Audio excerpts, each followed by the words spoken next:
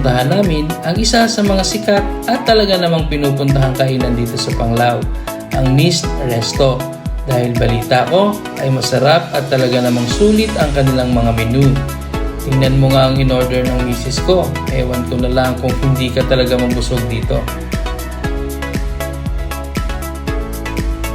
Pagkatapos namin kumain ay pinuntahan namin ng bee farm.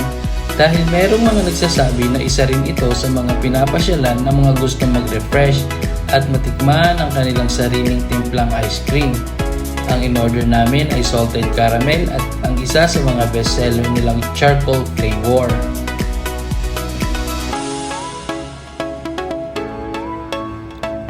Meron din silang alfresco area kung kayo ay magpapahinga sandali at souvenir shop kung kayo ay mamimili ng pasalubong. That's all for today. Bye!